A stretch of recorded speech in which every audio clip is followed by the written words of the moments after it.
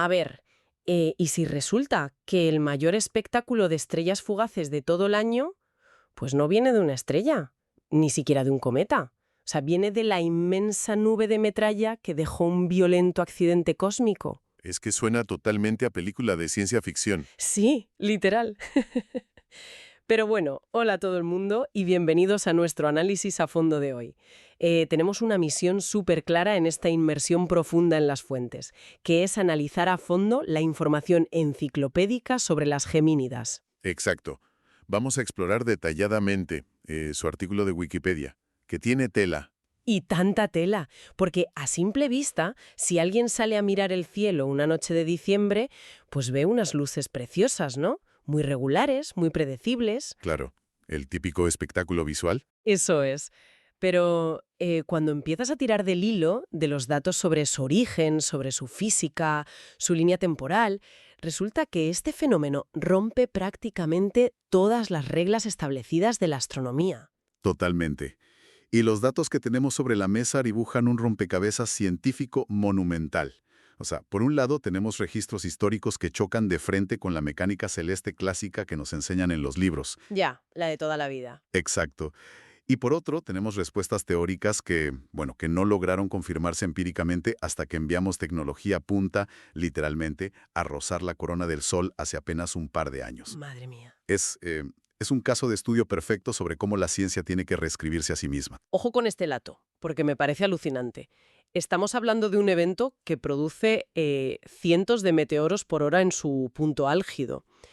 Es indiscutiblemente la joya de la corona del cielo de invierno. Sin duda. Y sin embargo, la comunidad científica internacional se ha pasado décadas rascándose la cabeza sin saber de dónde demonios salían tantas rocas. Así que, vale, vamos a desglosar esto. Me parece perfecto. Para entender la magnitud real de esta lluvia de meteoros, creo que el paso lógico es ir al principio, ¿no? Mirar de dónde viene. Y resulta que ese origen es una de las mayores rarezas que orbitan en nuestro sistema solar. Sí, totalmente. Para entender la rareza, primero hay que entender la norma.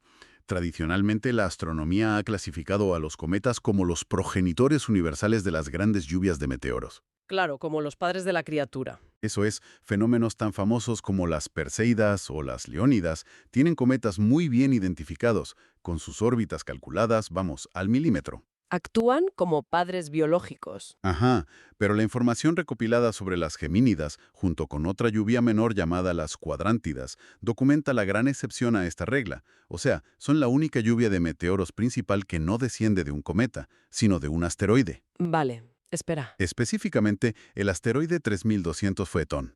A ver, aquí es donde mi mente necesita hacer una pausa, porque siempre he visualizado este proceso con una analogía muy concreta, ¿sabes? Cuéntame. Siempre he pensado en un cometa como una especie de camión volquete. Un camión lleno de hielo, de grava, de polvo, que va conduciendo por un camino lleno de baches. Buena imagen. Claro, a medida que ese cometa se acerca al inmenso calor del Sol, el hielo se derrite y el camión va dejando un rastro suelto de gravilla. Luego, una vez al año, la órbita de la Tierra cruza ese rastro de gravilla flotante y ¡pum! Estrellas fugaces al chocar contra nuestra atmósfera. Esa es exactamente la imagen visual que casi todos tenemos en la cabeza. Y, a ver, sirve perfectamente para explicar la mecánica clásica. Claro, porque hay hielo. Exacto. El hielo es crucial, porque actúa como el motor físico que expulsa el polvo. Al pasar de estado sólido a gas por el calor solar, un proceso llamado sublimación, pues escupe violentamente esas partículas hacia el espacio vacío. Vale. El problema es que los datos observacionales nos obligan a borrar esa imagen del camión de hielo por completo cuando hablamos de las gemínidas. Porque las fuentes indican que Phaethon es una roca, o sea, un asteroide seco, literal. Exactamente, una roca. Phaethon fue descubierto de manera oficial en 1983. Hace relativamente poco. Sí. Y fue gracias a la tecnología del satélite IRAS, el satélite astronómico infrarrojo. Los astrónomos analizaron su trayectoria y pues vieron que tiene una órbita elíptica que tarda un año y algo, bueno, 1,4 años terrestres en dar una vuelta completa alrededor del Sol. Que esa ruta tan alargada es la típica que haría un cometa. Efectivamente. Pero las imágenes mostraban que le faltaba lo más importante. La cola. Exacto, la clásica cola cometaria de hielo y gas evaporándose. Vale, entiendo que no le vieran la cola. Pero, a ver, ¿cómo están tan seguros de que es una roca seca? Porque en las fuentes se menciona que analizaron su espectro y vieron que era el de un asteroide rocoso. A nivel práctico, ¿qué significa analizar el espectro de un objeto que está a millones de kilómetros en mitad de la oscuridad del espacio? Bueno, analizar el espectro es, esencialmente, leer el código de barras de la luz. Vale. O sea, cuando la luz del Sol choca contra la superficie de Faetón y rebota hacia nuestros telescopios, esa luz contiene información. Diferentes materiales, ya sea agua helada, hierro o silicatos, absorben y reflejan diferentes colores o longitudes de onda. Ah, vale, vale. Y al pasar esa luz reflejada por un espectrómetro, los científicos obtienen un patrón visual.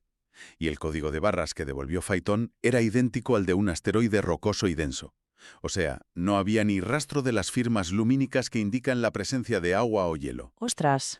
Entonces, me cuesta entender cómo funciona el mecanismo, ¿sabes? Si Faetón es una roca completamente estéril, sin una sola gota de hielo que se evapore para actuar como propulsor, pues, ¿de dónde sale todo ese polvo? Claro, esa es la gran pregunta. Es decir, no tiene ningún sentido físico que un bloque de piedra inerte que va viajando por el espacio deje a su paso un rastro de escombros lo suficientemente colosal como para generar, vamos, la mayor lluvia de meteoros del año en la Tierra. Y esa enorme contradicción en los principios de la física astronómica es precisamente lo que mantuvo bloqueada a la ciencia durante muchísimo tiempo. Lógico. La falta de un mecanismo explicativo lógico obligó a los teóricos a, bueno, a forzar la maquinaria, digamos. A inventarse cosas. Un poco, sí. Lo fascinante de esto es cómo tuvieron que crear clasificaciones completamente nuevas, conceptos que nunca antes se habían usado solo para intentar justificar la existencia de Faetón. Claro. Empezaron a debatir en los artículos científicos usando términos contradictorios como cometa rocoso o cometa muerto. Fíjate que lo de cometa muerto tiene un tono así como dramático, casi de ciencia ficción. Suena a que la teoría proponía que ese camión volquete, en algún momento del pasado, pues sí que tenía un cargamento lleno de hielo, ¿no? Ajá, eso es. Pero que de tanto dar vueltas y acercarse a la estufa gigante que es el Sol durante milenios, todo ese hielo, tanto el superficial como el subterráneo, acabó por evaporarse por completo. Ese era precisamente el argumento central de la teoría del cometa muerto. Se sugería que ya no le quedaba combustible helado, dejando tan solo un esqueleto rocoso. Ya, un cascarón vacío. Exacto. Y la idea era que este esqueleto, al ser frágil y cuarteado, pues seguía soltando polvo residual por el simple estrés térmico de calentarse y enfriarse constantemente en su órbita. Vale, tiene sentido. Pero intuyo, por cómo se relatan los avances en los textos, que los números no debían cuadrar mucho, ¿verdad? Para nada. Claro, es que un simple goteo de polvo residual por estrés térmico, a ver, no puede crear una tormenta masiva de rocas que inundan nuestra atmósfera cada diciembre. Hacía falta encontrar un mecanismo muchísimo más potente, algo capaz de mover cantidades industriales de masa. Has dado en el clavo. El volumen de la corriente de escombros de las Gemínidas exigía una respuesta mucho más extrema. Y aquí es donde la astrofísica tuvo que aliarse con la exploración espacial de vanguardia. Vale. La solución definitiva al misterio no llegó mirando a través de la lente de un telescopio desde una montaña nevada en la Tierra. Llegó en el año 2023. Ayer, como quien dice. Literalmente. Llegó gracias a los datos recopilados por la sonda Parker Solar Probe. Ah, la Parker Solar Probe. Esto me parece fascinante, porque ilustra perfectamente cómo evoluciona nuestra forma de hacer ciencia. Totalmente. O sea, ya no es solo mirar, es enviar un instrumento directamente a las zonas más extremas y peligrosas del sistema solar interior para, bueno, para medir la realidad de primera mano. Es que la misión de la Parker Solar Probe es un hito absoluto de la ingeniería humana. Está diseñada para soportar temperaturas infernales y acercarse al Sol más que ninguna otra nave en la historia. ¡Qué locura! Sí, y al tener que volar físicamente a través del disco de polvo del sistema solar, pues sus instrumentos pudieron recopilar información directa. Lo que sugirieron esos datos recientes de 2023 descartó por completo, pero por completo, la vieja teoría del hielo derritiéndose o el cometa muerto soltando migajas. Vale, entonces, ¿qué revelaron exactamente esos datos para cambiar el paradigma de esa manera? Revelaron un evento de una violencia incomprensible. Ostras. La masa, la distribución y las características de esa nube de polvo que forman las gemínidas apuntan a que no se formaron por un lento goteo a lo largo de milenios, sino por un evento singular, repentino y, vamos, inmensamente destructivo. Vale. Hablamos de la ruptura catastrófica de un cometa mucho mayor. O sea, a ver, cambiando nuestra analogía del camión, ya no es un camión que pierde gravilla por un camino lleno de baches. No. Es que el camión entero sufrió una explosión masiva a escala cósmica, dejando tras de sí una nube gigantesca de metralla. Metralla a nivel planetario, sí. Un cuerpo original más masivo se fragmentó de forma brutal. Y de los restos humeantes de esa destrucción, ojo, no solo surgió Faetón tal y como lo conocemos hoy. Ah, no. No. Los registros de observación documentan que de esa misma ruptura nacieron al menos otros 2 asteroides conocidos y catalogados, el 2005 UD y el 1999 IC. Qué fuerte. Por lo tanto, Faetón no es un simple asteroide solitario viajando sin rumbo. Es, literalmente, la pieza de metralla más grande que sobrevivió a un cataclismo cósmico. Madre mía, imagínate la magnitud de las fuerzas, ya sean gravitacionales o térmicas, necesarias para reventar un cuerpo celeste de ese tamaño. Inimaginable. Todo esto tiene un sentido lógico aplastante ahora. Y, claro, toda esa nube de escombros resultante de la explosión es el gigantesco río invisible que la Tierra cruza cada diciembre. Exactamente. Pero, a ver, repasando los detalles físicos en la enciclopedia, hay un factor numérico que me deja perpleja y que creo que es la clave para entender lo que vemos nosotros desde el suelo. Y tiene que ver con la densidad. Un punto muy importante. La densidad de estas partículas en comparación con una estrella fugaz normal. Es que si conectamos esto con el panorama general, la densidad es la firma innegable de ese evento violento que hablábamos, y lo que distingue a las gemínidas de cualquier otro fenómeno nocturno. Vale. Pensemos por un momento en las escamas de polvo que deja un cometa clásico. Al formarse por el suave derretimiento de estructuras de hielo, el polvo es extremadamente ligero y poroso. Como muy liviano. Muy liviano. Las mediciones indican que tienen una densidad de aproximadamente 0,3 gramos por centímetro cúbico. A ver, para visualizarlo estaríamos hablando de partículas con la consistencia, pues no sé, de la ceniza de un cigarrillo flotando en el aire. O tal vez como pequeños copos de nieve sucia. Muy poca masa en mucho volumen. Es una descripción muy acertada. Sí. Pero los meteoroides que componen la corriente de las Géminidas cuentan una historia muy diferente. Claro, porque son metralla. Al ser literalmente pedazos fracturados de un núcleo rocoso sólido que sobrevivió a una explosión, son muchísimo más densos y compactos. Las fuentes señalan densidades de entre 2 y 3 gramos por centímetro cúbico. Espera, a ver si lo entiendo bien. Estamos hablando de que la metralla de las gemínidas es casi 10 veces más densa que las partículas de una lluvia de meteoros convencional. 10 veces, sí. 10 veces. O sea, no es ceniza esponjosa cayendo. Son perdigones de piedra sólida surcando el espacio. Esto tiene que cambiar por completo la física de lo que ocurre cuando estos objetos pues chocan de frente contra el escudo invisible que es nuestra atmósfera. La cambia por completo, desde luego. Y aquí es donde conectamos el oscuro pasado del sistema solar con la experiencia directa del ojo humano. Una partícula que es 10 veces más densa posee una inercia, pues infinitamente mayor. Claro, lleva más fuerza. No se comporta, ni se calienta, ni se quema en la atmósfera de la misma manera que lo haría un frágil copo de nieve cósmico. Pues entremos en esa física de la reentrada, porque las fuentes detallan datos muy precisos sobre la velocidad y la profundidad que alcanzan. Al ser pequeñas rocas compactas, la enciclopedia indica que viajan a una velocidad que los astrónomos consideran media para estos fenómenos. Ajá, unos 35 kilómetros por segundo. Que son casi 22 millas cada segundo. Y fíjate que a escala de un ser humano, imaginar algo moviéndose a 35 kilómetros por segundo es casi inabarcable. Es un proyectil imparable. Totalmente. Sin embargo, en términos de mecánica orbital, es una velocidad de impacto bastante moderada. O sea, las partículas de las Leónidas, por comparar, impactan contra nuestra atmósfera a más de 70 kilómetros por segundo, el doble. ¡Ostras! Así que, en las Gemínidas, tenemos una combinación muy particular. Alta masa, alta densidad y una velocidad de penetración, digamos, relativamente controlada. Vale. ¿Y cuál es el resultado práctico de esa combinación cuando la roca toca la estratosfera? El resultado es la resistencia. Las partículas esponjosas de otras lluvias, al ser tan frágiles y chocar a velocidades extremas, se vaporizan de manera casi instantánea en cuanto rozan las capas más altas y tenues de la Tierra. Duran nada. Nada. Pero los fragmentos densos de faetón aguantan la brutal fricción térmica durante muchísimo más tiempo. Logran empujar a través de las capas atmosféricas, descendiendo muy profundamente. Ah, claro. De hecho, los datos de radar indican que pueden llegar hasta una altura de unos 39 kilómetros, unas 24 millas sobre la superficie terrestre, antes de sucumbir finalmente al calor y desintegrarse. Es que bajar hasta los 39 kilómetros significa que sobreviven mucho más tiempo generando luz, y claro, por eso las gemínidas son tan espectaculares a simple vista. O sea, desde el suelo no vemos un destello blanco que parpadea y muere en una fracción de segundo. Exacto. Vemos otra cosa. Vemos una raya brillante y sólida que parece tomarse su tiempo trazando una línea en la oscuridad, ¿no? Además, las fuentes enciclopédicas destacan un rasgo visual inconfundible, y es que a menudo muestran un característico tono amarillento.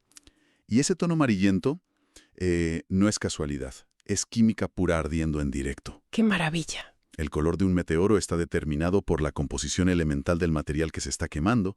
Al ser fragmentos densos de un asteroide, contienen elementos específicos incrustados en la roca. Vale. El calor de la fricción, que alcanza miles de grados, vaporiza metales como el sodio presentes en la matriz del asteroide. Y cuando el sodio se ioniza a esas temperaturas, emite luz en una longitud de onda muy precisa, que nuestros ojos decodifican como un amarillo brillante y, además, muy persistente. Es como observar el resultado de un análisis de laboratorio de un asteroide, pero trazado a pinceladas amarillas sobre el cielo nocturno. Tal cual. Y ojo, que la intensidad del evento no es una broma.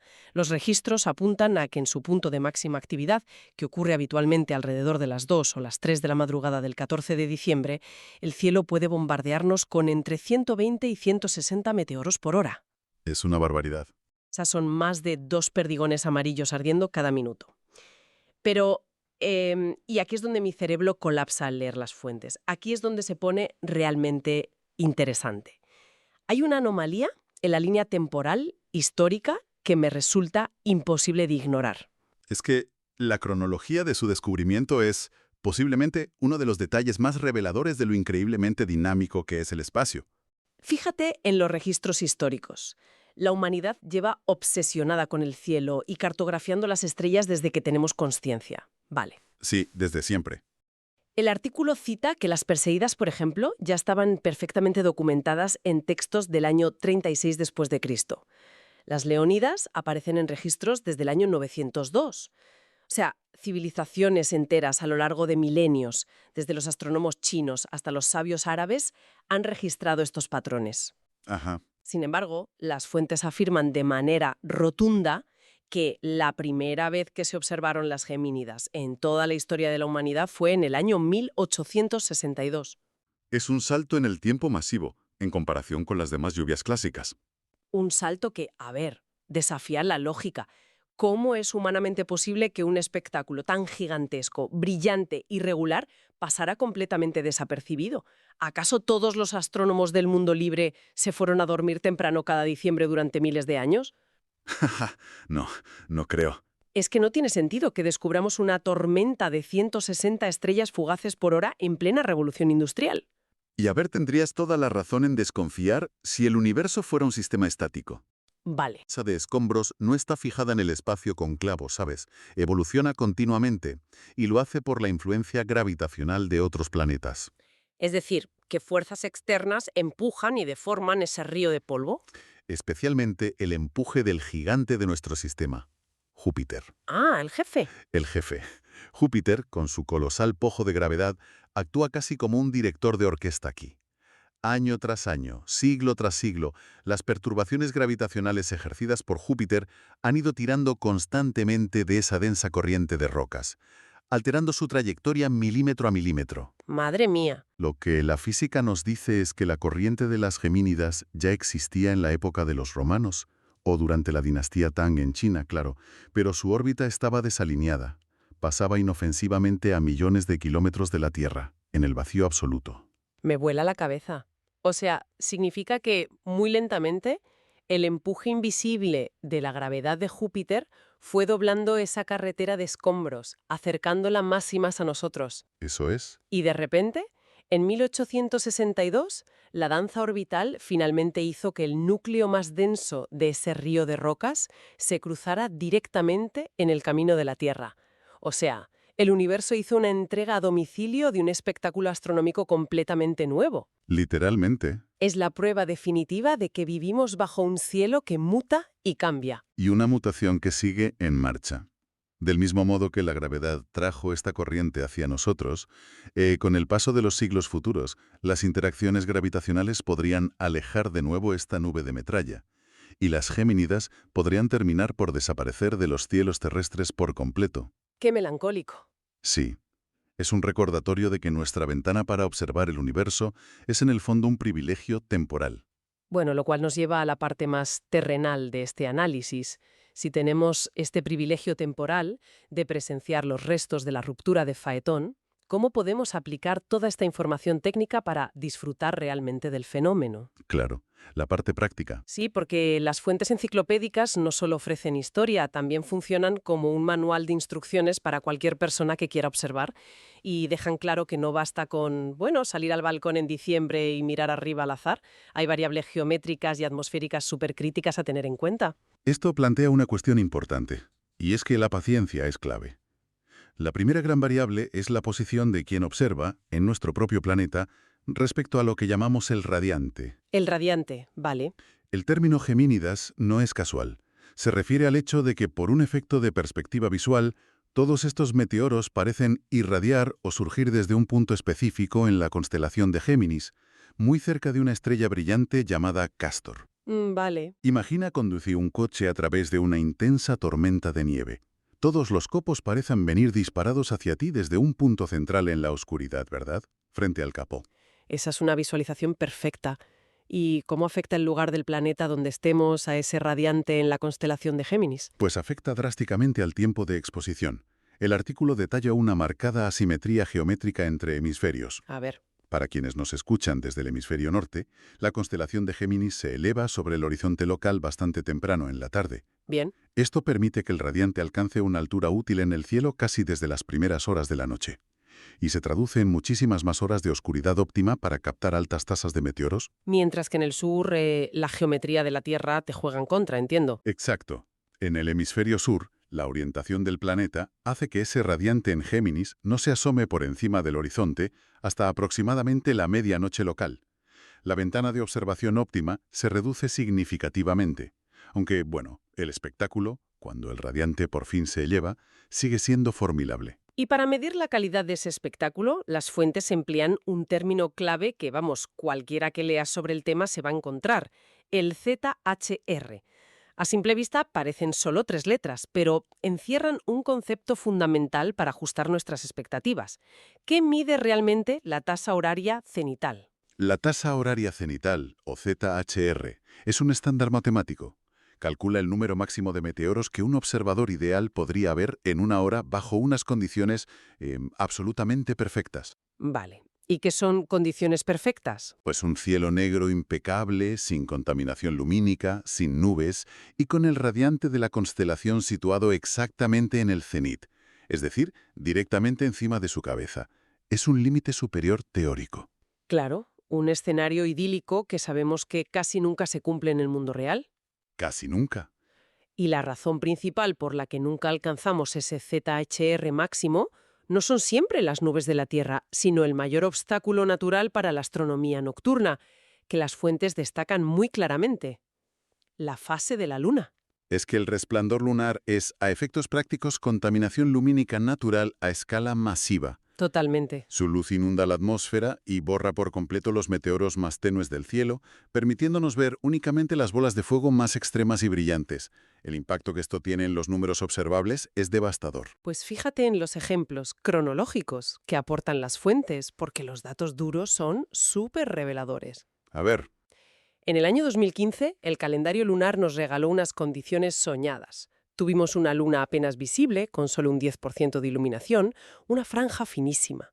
Los registros documentan que ese año la tasa máxima observable se disparó hasta alcanzar los 203 meteoros por hora. Una barbaridad.